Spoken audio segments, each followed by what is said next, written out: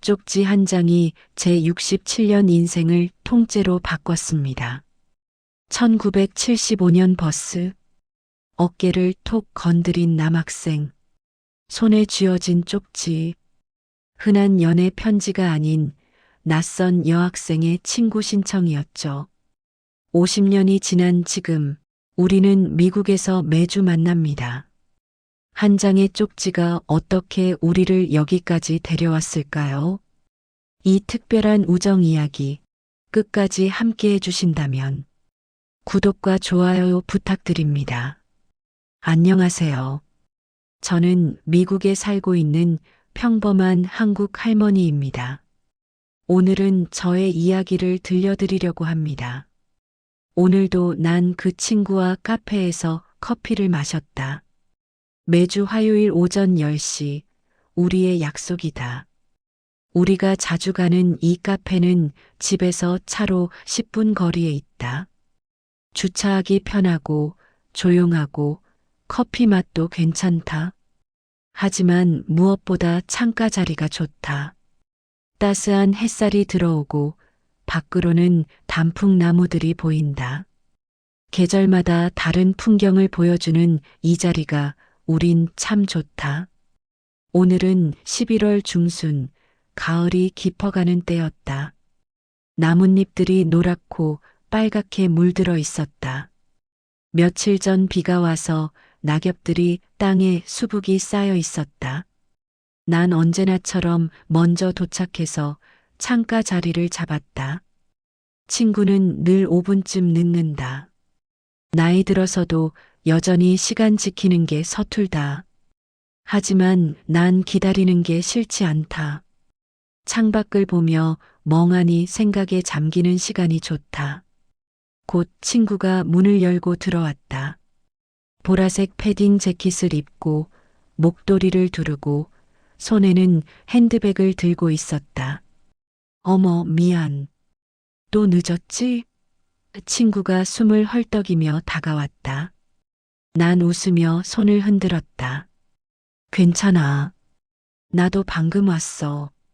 사실은 20분 전에 왔지만 그렇게 말해줬다. 친구가 라떼를 주문하고 난 아메리카노를 시켰다.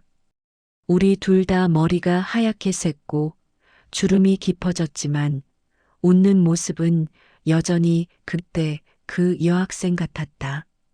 친구가 가방에서 안경을 꺼냈으며 웃었다. 요즘 이거 없으면 메뉴판도 안 보여. 나도 덩달아 웃으며 내 안경을 만졌다. 나도 마찬가지야. 지난주에 안경 어디 뒀는지 몰라서 30분 동안 찾았어. 우린 이제 완전 할머니야. 맞아. 손주들이 그러더라. 할머니는 맨날 물건 잃어버린다고. 우린 웃었다. 우린 늙었다. 60대 후반이 되어버렸다. 70을 바라보는 나이다. 하지만 이상하게도 함께 있으면 나이가 중요하지 않았다. 그저 오랜 친구와 함께 있다는 것, 그것만으로도 마음이 편안했다. 커피가 나오고 우린 자연스럽게 이야기를 나눴다. 어제 손주 태권도 대회 갔다 왔어. 노란띠 땄대. 친구가 자랑스럽게 말했다. 우와, 잘했네. 사진 찍었어? 당연하지. 여기 봐. 친구가 핸드폰을 꺼내 사진을 보여줬다. 작은 도복을 입은 손주가 씩씩하게 서 있었다. 난 핸드폰을 받아 사진을 확대해서 봤다. 안경 너머로 화면이 잘 안 보여서 가까이 갖다 댔다. 정말 귀엽다. 우리 손주도 내년에 태권도 보낼까 봐. 좋지. 애들은 뭔가 배워야 해. 집에서 게임만 하면 안 되잖아. 우린 손주 이야기를 한참 나눴다. 요즘 애들 교육이 어떻고 학교가 어떻고 부모들이 얼마나 바쁘고 우리 때와는 많이 달라졌다는 이야기. 그러다 자연스럽게 건강 이야기로 넘어갔다. 너 무릎은 좀 어때? 내가 물었다. 조금 나아진 것 같아. 의사가 준 약 먹고 물리치료 받으니까. 근데 비 오는 날은 여전히 아파. 나도. 요즘 혈압도 높아져서 약 하나 더 먹어. 에휴, 우리 나이에 안 아픈 데가 어딨겠어. 친구가 웃으며 커피를 마셨다. 우린 또 웃었다. 나이 드는 게 이런 거구나. 여기저기 아프고 약 먹고 병원 가고. 하지만 함께 늙어가니까 외롭지 않았다. 이런 이야기를 나눌 수 있는 친구가 있다는 게 얼마나 다행인지. 문득 친구가 창밖을 보며 말했다. 우리 어떻게 이렇게 됐을까? 진짜 신기하지 않아? 난 고개를 끄덕였다. 정말 신기했다. 60대 후반이 되어버린 지금, 미국 이곳에서 이렇게 자주 만날 수 있다는 게 참 신기하다. 한국에서 태어나 자란 우리 둘이 같은 동네에 살았지만 다른 학교를 다녔고 지금은 미국 땅에서 노후를 함께 보내고 있다니. 우리 이번 주 일요일에 교회 끝나고 점심 먹을까? 친구가 물었다. 좋아. 그 한식당 갈까? 김치찌개 먹고 싶어? 오케이. 우리 남편들도 데리고 가자. 넷이서. 그래, 좋아. 우린 매주 일요일 같은 교회에 간다. 예배 끝나면 로비에서 만나 인사를 나누고 가끔 함께 식사를 한다. 이게 우리의 일상이다. 소소하지만 행복한 일상. 친구가 커피를 한 모금 마시고 말했다. 그 쪽지 없었으면 우리 이렇게 못 만났을 거야. 난 웃으며 대답했다. 맞아. 그 쪽지가 시작이었지. 이 모든 건 한 장의 쪽지에서 시작됐다. 고등학교 2학년 때 버스 안에서 받았던 그 작은 종이 한 장.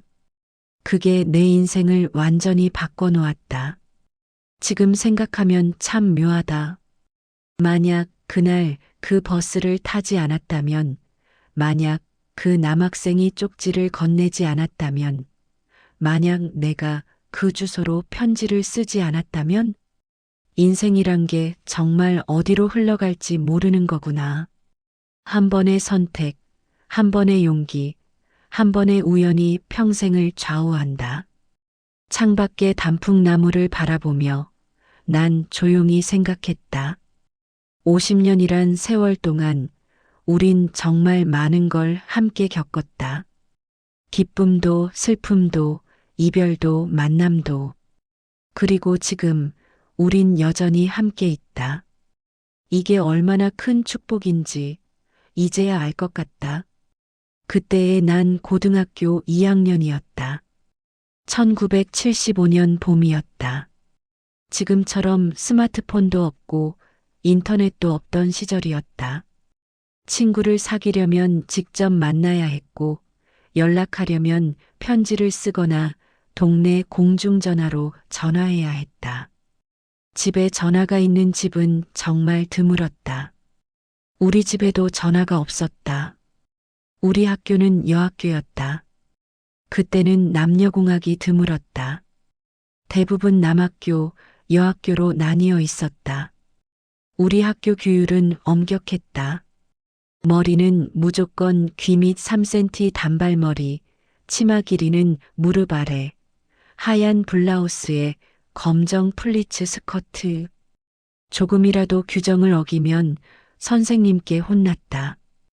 그 시절엔 체벌이 당연했다. 매로 손바닥 맞는 건 기본이었고 운동장 돌기도 자주 했다. 유신 시대였다. 긴급 조치가 발동되고 학교에서는 학도호국단 훈련을 했다. 아침마다 교문에서 두발 검사, 치마 길이 검사를 했다. 선생님들은 무서웠고 우린 그저 시키는 대로 했다. 매일 아침 7시쯤이면 버스 정류장에 학생들이 모여들었다. 우리 학교 학생들뿐만 아니라 근처 남학교 학생들도 같은 버스를 탔다. 남학생들은 검은색 학생복에 교모를 쓰고 있었다. 머리는 깎다시피 짧게 자른 스포츠형 머리였다. 우리보다 더 규율이 엄격해 보였다. 버스가 오면 사람들이 우르르 몰려들었다. 그때는 버스 뒷문으로 타고 앞문으로 내렸다. 버스 안에는 차장 아줌마가 있었다. 초록색 제복을 입고 허리춤에 동전 주머니를 차고 손에는 표를 들고 있었다. 뒤로 들어가세요. 안쪽으로 들어가세요. 차장 아줌마가 큰 소리로 외쳤다. 버스는 항상 10,000원이었다. 좌석은 딱딱한 플라스틱 의자였고 손잡이는 쇠로 된 차가운 봉이었다. 사람들은 그 손잡이를 잡고 매달려 있었다. 아침 시간엔 발 디딜 틈도 없었다. 난 무거운 가죽 책가방을 앞으로 안고 서 있었다. 그때는 요즘처럼 백팩이 아니라 손잡이가 달린 가죽 책가방이었다. 교과서에 참고서까지 넣으면 정말 무거웠다. 버스 안은 항상 시끄럽고 북적였다. 남학생들이 뒷자리에 모여 앉아 장난치고 웃었고 여학생들은 앞쪽에 모여 서서 수군댔다. 그때는 남녀가 섞여 앉는 것도 조심스러운 시절이었다. 선생님이 보면 혼날 수도 있었다. 난 그저 조용히 창밖을 보며 학교에 가는 게 일상이었다. 난 원래 조용한 성격이었다. 친구가 많은 편도 아니었고 그냥 평범한 학생이었다. 매일 똑같은 버스를 타고 똑같은 수업을 듣고 똑같은 하루를 보냈다. 그런데 어느 날 평범했던 그 일상에 작은 변화가 생겼다. 버스가 흔들리며 달리고 있었다. 차장 아줌마가 다음은 시청 앞입니다. 하고 외쳤다. 그 순간 누군가 내 어깨를 톡 건드렸다. 난 깜짝 놀라 돌아봤다. 남학생 한 명이 서 있었다. 검은 학생복을 입고 교모를 쓴 평범한 남학생이었다. 얼굴은 잘 기억나지 않는다. 그 학생이 작은 쪽지를 내 손에 쥐어주고는 휙 돌아서 친구들 쪽으로 가버렸다.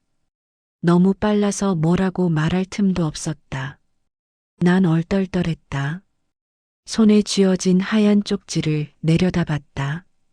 공책을 찢은 듯한 작은 종이였다. 뭐지? 남학생이 나한테? 가슴이 두근거렸다. 옆에 서 있던 같은 학교 친구가 눈을 반짝이며 속삭였다. 뭐야? 러브레터야? 난 얼굴이 빨개졌다. 주변 사람들이 볼까봐 걱정됐다. 아니야. 모르겠어. 쪽지를 조심스럽게 가방 속에 넣었다. 학교 가는 내내 마음이 두근거렸다. 첫 수업이 끝나고 쉬는 시간에 난 화장실에 가서 쪽지를 꺼냈다. 조심스럽게 펼쳐봤다. 그런데 거기엔 남자 이름이 아니라 여자 이름이 적혀 있었다. 또박또박 쓴 이름, 그리고 주소. 무슨 동 00번지. 그 밑에 친구가 되고 싶어요. 편지 주세요라는 짧은 문장. 순간 당황스러웠다. 남학생이 전달만 해준 거였구나. 어느 여학생이 나한테 친구 신청을 한 거였다. 왜 이렇게 했을까? 왜 직접 말하지 않고 남학생을 시켜서 쪽지를 줬을까? 주소를 보니 우리 동네 근처였다. 걸어서 한 30분쯤 걸리는 곳 같았다. 궁금했다. 그런데 신기하게도 그 쪽지가 자꾸 신경 쓰였다. 수업 시간에도 점심 시간에도 집에 돌아와서도 그 쪽지 생각이 났다. 어떤 애일까? 왜 나한테 친구가 되고 싶다고 했을까? 나한테 뭐가 특별해 보였을까? 난 며칠 동안 고민했다. 편지를 써야 하나 말아야 하나. 모르는 사람한테 편지를 쓰는 게 쉬운 일은 아니었다. 혹시 장난이면 어쩌지? 혹시 이상한 애면 어쩌지? 하지만 결국 난 용기를 냈다. 어느 날 저녁 책상 앞에 앉아 편지지를 꺼냈다. 연필로 조심스럽게 글씨를 썼다. 안녕하세요. 쪽지를 받았습니다. 저는 땡땡여고 2학년 김정화입니다. 왜 저한테 친구가 되고 싶다고 하셨는지 궁금해요. 답장 주세요. 짧은 편지였지만 쓰는데 1시간이 걸렸다. 지웠다 다시 쓰기를 몇 번이나 했다. 편지를 봉투에 넣고 주소를 적고 우표를 붙였다. 다음 날 학교 가는 길에 우체통에 넣었다. 빨간 우체통 안으로 편지가 떨어지는 소리가 들렸다. 그리고 난 기다렸다. 답장이 올까 안 올까? 매일 집에 오면 우편함을 확인했다. 일주일쯤 지났을까? 어느 날 우편함에 편지가 와 있었다. 내 이름이 적힌 편지. 난 가슴이 두근거렸다. 방으로 달려가 편지를 뜯었다. 편지 받아서 너무 기뻐요. 저는 이명자예요. 땡땡 여중을 다녔고 지금은 머선여고 2학년이에요. 우리 집이 당신 집 근처예요. 저도 같은 버스를 타고 다녀요. 당신을 자주 봤는데 참 차분하고 조용해 보여서 친구가 되고 싶었어요. 우리 만나요. 편지를 읽고 또 읽었다. 웃음이 났다. 이상하게도 기분이 좋았다. 난 그날 밤 다시 편지를 썼다. 그렇게 우린 편지를 주고받기 시작했다. 일주일에 한두 번씩 편지가 왔다. 파란 편지지에 또박또박 쓴 글씨. 학교 이야기, 선생님 이야기, 친구 이야기. 난 그 편지를 받을 때마다 가슴이 설렜다. 우체통을 확인하는 게 하루 중 가장 기다려지는 일이었다. 난 답장을 정성스럽게 썼다. 내 이야기를 쓰고 질문도 하고 공감도 했다. 편지를 쓰는 게 즐거웠다. 한 달쯤 편지를 주고받았을까? 친구가 제안했다. 우리 만나요. 이번 일요일 오후 2시에 우리 동네 공원에서. 난 설레고 떨렸다. 드디어 만나는구나. 어떤 애일까? 일요일이 왔다. 난 제일 괜찮은 옷을 입었다. 하얀 블라우스에 회색 치마. 머리도 빗어서 깔끔하게 정리했다. 공원으로 걸어갔다. 30분쯤 걸렸다. 공원 입구에 한 여학생이 서 있었다. 나와 비슷한 키, 단발머리, 하얀 블라우스. 이명자? 내가 다가가 조심스럽게 물었다. 그 애는 나를 알아보고 환하게 웃으며 고개를 끄덕였다. 맞아. 너 김정아 맞지? 우린 웃으며 인사를 나눴다. 어색했지만 이상하게 편했다. 편지로 이미 많은 이야기를 나눴기 때문이었다. 우린 공원을 걸으며 이야기를 나눴다. 벤치에 앉아 도시락도 먹었다. 집에서 가져온 주먹밥과 김밥. 그때는 밖에서 사 먹는 게 쉽지 않았다.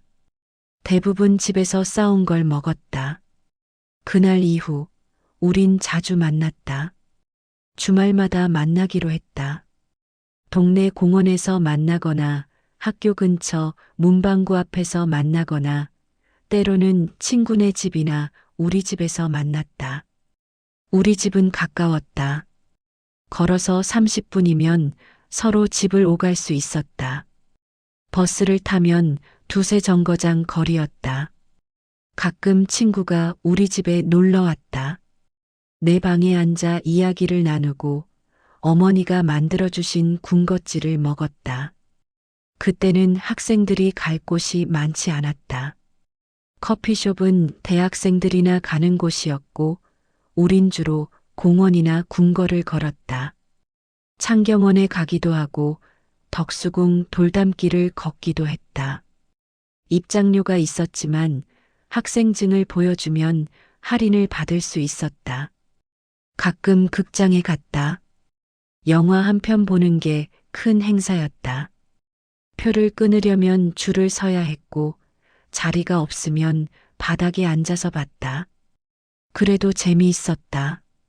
우린 계속 편지도 주고받았다. 만나지 못하는 날엔 편지를 썼다. 학교에서 있었던 일, 시험 이야기, 고민하는 것들. 편지는 30원짜리 우표를 붙여 보냈다. 한 달 용돈이 몇백 원밖에 안 됐지만 우표를 사는 건 아까워하지 않았다. 급한 일이 있을 땐 공중전화를 썼다. 동네 구멍가게 앞에 초록색 공중전화가 있었다. 10원짜리 동전을 넣고 친구네 집 번호를 눌렀다. 친구네 집엔 전화가 있었다. 부유한 집이었다. 여보세요? 친구 어머니가 받으셨다. 안녕하세요. 저 정화인데요. 명자 좀 바꿔주세요. 아, 명자 친구. 잠깐만 기다려. 친구가 전화를 받으면 짧게 이야기했다. 공중전화는 돈이 들었고 사람들이 줄을 서서 기다렸다. 내일 2시에 공원에서 만나자. 응, 알았어. 그럼 내일 봐. 그렇게 우정은 깊어졌다. 서로의 고민을 나눴고 서로의 기쁨을 함께 나눴다. 내가 처음 좋아하는 남학생이 생겼을 때 제일 먼저 그 친구에게 편지를 썼다. 친구도 마찬가지였다. 우린 서로의 비밀을 지켜줬고 서로를 응원했다. 1977년 우리가 고3이 되었을 때 대학 입시를 준비해야 했다. 수험생이 되어 바빠졌지만 우린 가끔 만나 서로를 격려했다. 우리 꼭 좋은 대학 가자. 응, 우리 대학생 되면 더 재밌게 놀 수 있을 거야. 그 시절, 그 친구는 내 인생에서 가장 가까운 사람이었다.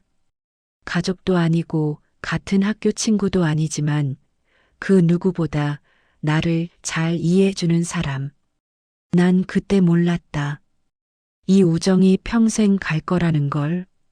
이 친구가 내 인생의 방향을 바꿔놓을 거라는 것을. 그저 좋은 친구가 생겼다는 게 행복했을 뿐이었다. 그리고 그 행복이 얼마나 소중한 것인지 나중에야 알게 됐다. 우린 각자 대학에 들어갔다. 나는 서울의 한 대학 국문과에, 친구는 다른 대학 영문과에 진학했다. 1976년 우리의 대학 생활이 시작됐다. 대학생이 되고 나서도 우린 자주 만났다. 학교 앞 다방에서 만나 차를 마시고 때로는 해화동이나 종로에 가서 연극을 보기도 했다. 그때가 1970년대 후반이었다. 유신 정권이 계속되고 있었지만 대학가에는 저항의 기운이 있었다. 우리나라가 빠르게 변하던 시절이었고 젊은이들의 문화가 조금씩 싹트던 시절이었다. 통기타를 치며 노래하는 청년들, 청바지에 생머리를 한 여대생들. 우린 그 속에서 꿈을 키웠다. 하지만 대학 3학년이 되던 1978년 가을, 친구에게서 편지가 왔다. 평소와 달리 두꺼운 편지였다. 난 편지 봉투를 뜯으며 이상한 예감이 들었다. 편지를 펼쳐 읽는 순간 손이 떨렸다. 친구가 미국으로 시집을 간다는 내용이었다. 재미교포 남성과 선을 받고 결혼하기로 했다는 것이었다. 졸업도 하기 전에 결혼을 한다니. 그것도 미국으로. 난 정말 놀랐다. 아니, 놀랐다기보다는 당황스러웠다.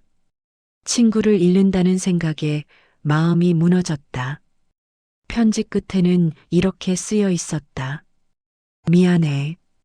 갑작스러운 결정이지? 나도 많이 고민했어. 하지만 이게 내 인생에서 좋은 기회 같아. 미국에 가도 우리 친구 계속하자. 꼭 편지할게. 잊지 마. 난 그날 밤 잠을 못 잤다. 친구를 보내는 마음이 너무 허전했다. 1979년 초봄, 친구의 결혼식이 있었다. 친구는 하얀 웨딩드레스를 입고 행복해 보였다. 하지만 난 울컥했다. 친구가 내게 다가와 손을 꼭 잡으며 말했다. 편지 쓸게. 꼭 연락할게. 너무 슬퍼하지 마. 난 고개를 끄덕이며 웃으려 했지만 눈물이 났다. 행복해야 해. 알았지? 응, 너도. 그렇게 친구는 미국으로 떠났다. 하지만 우린 약속을 지켰다. 우린 계속 편지를 주고받았다. 항공우편으로 편지를 보냈다. 편지가 도착하는데 일주일에서 열흘 정도 걸렸다. 우표값이 비쌌지만 우린 한 달에 한두 번씩 편지를 주고받았다. 가끔 국제전화도 했다. 당시엔 국제전화 요금이 정말 비쌌다. 한 번 통화하면 몇천 원씩 나왔는데 그건 당시에는 큰 돈이었다. 하지만 친구 목소리를 듣고 싶을 때가 있었다. 중요한 일이 있을 때 우린 짧게 통화했다. 5분, 10분 정도. 하지만 그 짧은 시간 동안 서로의 목소리를 듣는 게 너무 좋았다. 친구는 미국 생활에 적응하는 이야기를 들려줬다. 영어가 어렵다는 것, 음식이 다르다는 것, 하지만 남편이 좋은 사람이라는 것. 난 한국에서의 일상을 이야기했다. 대학 졸업하고 취업 준비하는 것, 1980년 첫 직장에 들어간 것, 부모님과 함께 사는 것. 우린 멀리 떨어져 있었지만 마음은 여전히 가까웠다. 편지는 계속 왔다. 때로는 사진도 함께 왔다. 미국 집 앞에서 찍은 사진, 눈 내리는 날 찍은 사진. 난 그 사진들을 보며 친구를 그리워했다. 그렇게 10여 년이 흘렀다. 난 한국에서 직장 생활을 했고 친구는 미국에서 아이를 낳고 키웠다. 우린 각자의 인생을 살아갔다. 하지만 편지는 끊이지 않았다. 가끔 친구가 편지에 썼다. 한번 놀러와. 내가 있는 곳 구경도 하고 좀 쉬다가. 진짜야. 꼭 와. 난 그 말이 그냥 인사치레인 줄 알았다. 하지만 시간이 흐르고 정말로 기회가 왔다. 1993년 회사에서 오랜만에 긴 휴가를 낼 수 있게 됐다. 그때 난 35세였다. 결혼도 안 했고 혼자 사는 삶이 외롭기도 했다. 문득 생각했다. 이참에 미국에 한번 가볼까? 친구도 만나고 새로운 세상도 보고. 난 용기를 내서 친구에게 편지를 썼다. 나 정말로 놀러 가도 돼? 한 달 정도 휴가를 낼 수 있게 됐어. 친구에게서 국제 전화가 왔다. 진짜? 진짜 와? 오마이갓. 너무 좋아. 언제 와? 내가 공항에 마중 나갈게. 그렇게 난 미국행 비행기 표를 끊었다. 그게 내 인생의 전환점이 될 줄은 꿈에도 몰랐다. 비행기에서 내렸을 때 친구가 공항에 나와 있었다. 14년 만에 보는 얼굴이었다. 서로 얼싸안고 울었다. 너 진짜 왔구나. 믿기지가 않아. 그래, 나도 여기가 미국이라니 신기해. 친구네 집에 도착했을 때 난 정말 감탄했다. 넓은 마당이 있는 2층 집이었다. 한국에서는 상상도 못할 크기였다. 친구는 나를 객실로 안내하며 말했다. 여긴 내 방이야. 편하게 쓰고 필요한 거 있으면 언제든 말해. 난 가방을 풀고 창밖을 바라봤다. 푸른 잔디밭과 큰 나무들이 보였다. 한국과는 완전히 다른 풍경이었다. 그날 저녁 친구네 가족과 함께 저녁을 먹었다. 친구 남편도 좋은 사람이었고 아이들도 귀여웠다. 영어를 잘 못하는 나를 배려해서 천천히 말해주었다. 식사 후 친구와 단둘이 거실에 앉아 밤늦게까지 이야기를 나눴다. 14년 동안 못다한 이야기들을 쏟아냈다. 웃기도 하고 울기도 하고 그 시간이 참 행복했다. 친구는 나를 여기저기 데리고 다녔다. 쇼핑몰도 가고 다운타운도 구경하고 근처 공원도 산책했다. 그러다 일요일 친구가 교회에 가자고 했다. 우리 교회 한인 공동체가 있어. 다들 좋은 사람들이야. 인사시켜 줄게. 난 교회에 별로 관심이 없었지만 친구를 따라 나섰다. 교회에 도착하니 정말 많은 한인들이 있었다. 다들 반갑게 인사를 건넸다. 어디서 오셨어요? 한국에서 왔어요. 친구 집에 놀러 왔습니다. 아, 그러세요? 얼마나 계실 건데요? 한 달 정도요. 예배가 끝나고 친교 시간에 사람들과 이야기를 나눴다. 그런데 한 남성이 다가왔다. 나와 비슷한 또래로 보였다. 친구가 소개해줬다. 이분은 김은성 씨. 여기서 사업하시는 분이야. 아직 미혼이시고. 그 사람이 웃으며 인사했다. 안녕하세요. 반갑습니다. 우린 자연스럽게 이야기를 나눴다. 그분도 한국에서 이민 온 지 얼마 안 됐다고 했다. 한국 이야기를 하니 반가웠다. 그 후로 교회에서 자주 마주쳤다. 친구가 우릴 자주 같이 불렀다. 우리 다 같이 밥 먹으러 갈까?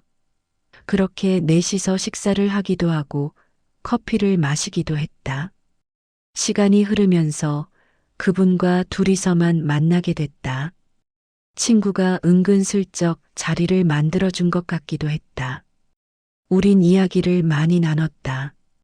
그분은 성실하고 따뜻한 사람이었다. 한국에서의 삶, 미국으로 온 이유, 꿈과 계획들. 우린 서로에게 끌렸다. 한 달이 지나갈 무렵, 난 한국으로 돌아갈 날이 다가왔다. 그런데 마음이 복잡했다. 돌아가고 싶지 않았다. 친구와 헤어지는 것도 슬펐고, 그분과 헤어지는 것도 아쉬웠다. 어느 날 저녁 친구가 진지하게 물었다. 너 김은성 씨 좋아하지? 난 얼굴이 빨개졌다. 응. 그분도 너 좋아하는 것 같던데. 너희 잘 어울려. 친구가 내 손을 잡으며 말했다. 너 여기서 살면 안 돼? 우리 계속 가까이 지내자. 너도 새로운 삶 시작할 수 있잖아. 그 말이 장난처럼 들렸지만 어느 순간 진지하게 고민하게 됐다. 정말 여기서 살 수 있을까? 부모님은? 일은? 하지만 마음속 깊은 곳에서는 이미 결정이 난 것 같았다. 며칠 후 그분이 조심스럽게 물었다.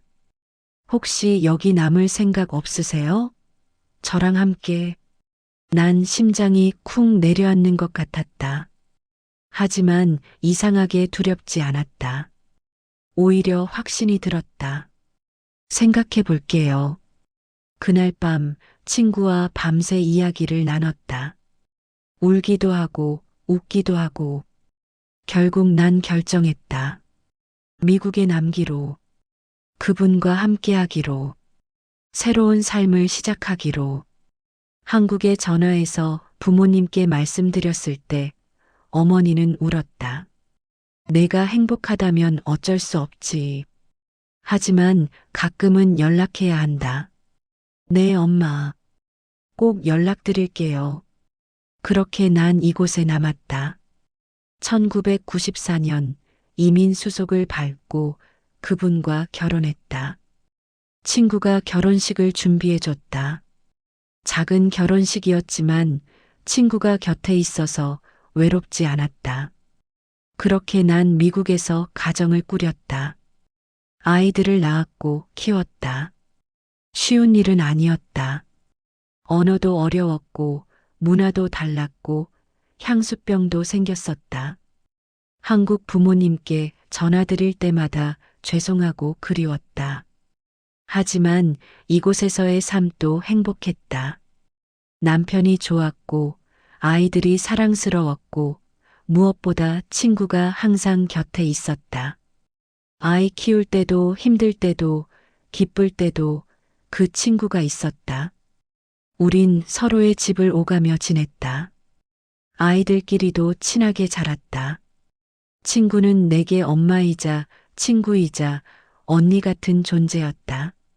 너 없었으면 난 여기서 못 버텼을 거야. 내가 말하면 친구는 웃으며 대답했다. 무슨 소리야? 우리 평생 친구잖아. 지금 난 67세가 됐다. 어느새 머리가 하얗게 샜고 거울을 볼 때마다 나이를 실감한다. 아이들은 다 컸고 각자의 삶을 살고 있다. 큰아이는 서부로 이사 갔고 작은 아이는 근처에 산다. 손주도 셋이나 생겼다. 손주들을 볼 때면 세월이 참 빨리 흘렀다는 생각이 든다. 남편과 함께 조용히 노후를 보내고 있다. 건강도 예전 같지 않아서 병원에 자주 간다. 무릎도 아프고 혈압약도 먹는다. 하지만 행복하다. 남편이 여전히 곁에 있고 아이들이 잘 자라줬고 손주들이 귀엽다. 그리고 무엇보다 그 친구가 여전히 내 곁에 있다. 우리의 일상은 소소하지만 따뜻하다. 매주 화요일 아침이면 카페에서 만나 커피를 마신다. 일요일이면 같은 교회에 가서 예배를 드린다. 예배가 끝나면 로비에서 만나 인사를 나누고 오늘 점심 뭐 먹을까?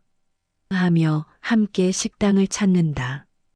때로는 우리 남편들까지 넷이서 한식당에 가서 김치찌개나 불고기를 먹는다. 한국 음식을 먹으며 옛날 이야기를 나눈다. 우리 학교 다닐 때는 이런 거 자주 못 먹었지. 맞아. 고기는 명절에나 먹었잖아. 그때 버스 타고 다니던 거 기억나? 차장 아줌마가 뒤로 들어가라고 소리치던 거. 맞아. 그때 버스는 진짜 10,000원이었지.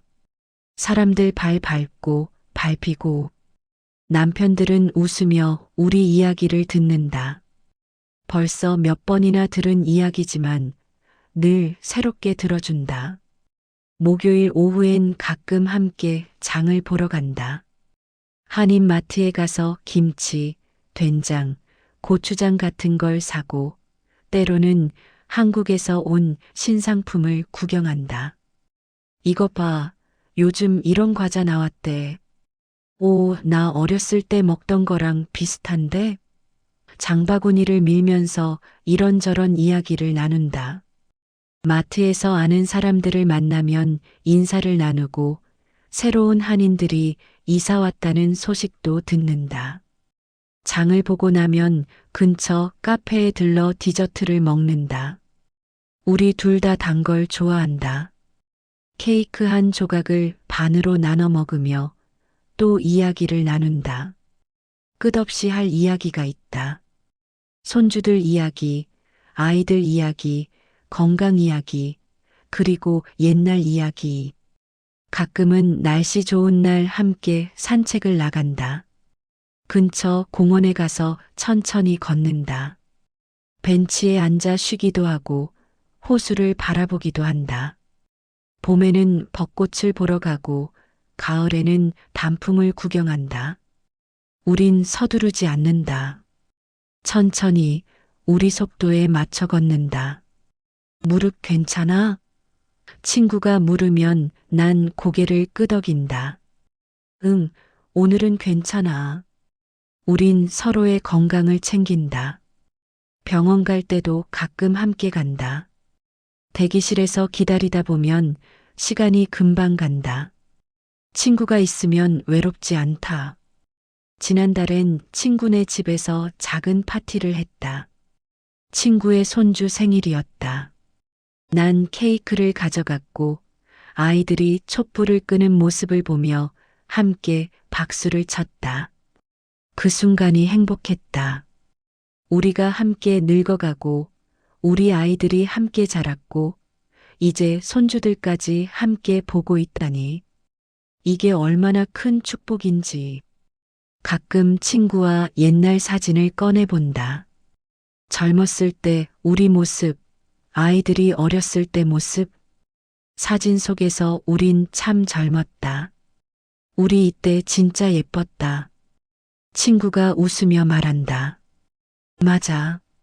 근데 지금도 충분히 예쁘지 뭐. 우린 웃는다. 주름이 가득하고 머리가 하얗지만 그래도 괜찮다. 함께 늙어가는 게 외롭지 않으니까. 어제는 친구가 집에 김치를 담갔다며 한 통 갖다 줬다. 우리 엄마 레시피로 담갔어. 맛있을 거야. 난 고맙다고 했다. 요즘 난 힘들어서 김치를 잘 못 담근다. 친구가 이렇게 챙겨주니 참 고맙다. 나도 며칠 전에 찌개를 끓여서 친구네에 갖다 줬다.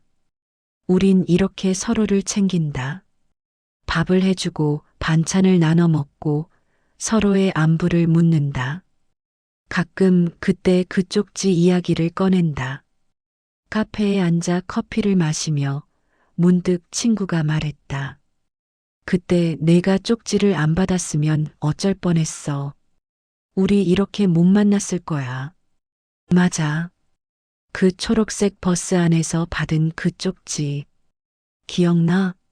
차장 아줌마가 뒤로 들어가라고 소리치던 거. 우린 웃었다. 그때 내가 얼마나 떨렸는지 몰라. 편지 안 보내면 어쩌나 싶었거든. 친구가 말했다. 진짜? 그런 줄 몰랐어. 응. 근데 내가 편지 보내줘서 너무 기뻤어. 우체통에서 내 편지 꺼냈을 때 그 기분. 우린 또 웃는다. 50년 전 이야기인데 어제 일처럼 생생하다. 정말 신기하다. 고등학교 2학년 때 버스 안에서 받은 그 작은 쪽지 한 장이 내 인생 전체를 바꿔놓았다. 그 쪽지가 없었다면 난 이 친구를 만나지 못했을 것이다. 그리고 미국에 오지도 않았을 테니 지금의 남편을 만나지도 못했을 것이다. 아이들도 손주들도 이 모든 것이 존재하지 않았을 것이다. 인생이란 게 정말 한순간, 한 선택, 한 인연으로 완전히 달라질 수 있구나. 우리가 무심코 지나치는 작은 일들이 나중엔 엄청난 의미를 갖게 된다. 난 그 쪽지를 아직도 간직하고 있다. 낡고 바랜 종이 한 장. 글씨도 희미해졌고 종이도 누렇게 변했다. 하지만 그 안엔 내 인생 50년이 담겨 있다. 가끔 그 쪽지를 꺼내본다. 손으로 조심스럽게 만지며 생각한다. 이게 내 인생을 바꾼 기적이구나. 한 장의 쪽지, 한 번의 용기, 한 명의 친구. 그게 내 인생을 완전히 다른 방향으로 이끌었다. 오늘도 난 친구와 카페에 앉아 있다. 창밖으로는 단풍이 떨어지고 사람들이 지나다닌다. 우린 따뜻한 커피를 마시며 조용히 이야기를 나눈다. 별것 아닌 이야기들. 하지만 그게 행복이다. 곁에 친구가 있다는 것. 함께 늙어간다는 것. 서로를 이해하고 서로를 위로하고 서로를 웃게 만드는 사람이 있다는 것. 이게 얼마나 큰 축복인지. 세상에는 많은 사람들이 있지만 평생을 함께할 친구를 만난다는 건 정말 드문 일이다. 난 운이 좋았다. 그 쪽지를 받았고 용기를 냈고 친구를 만났다.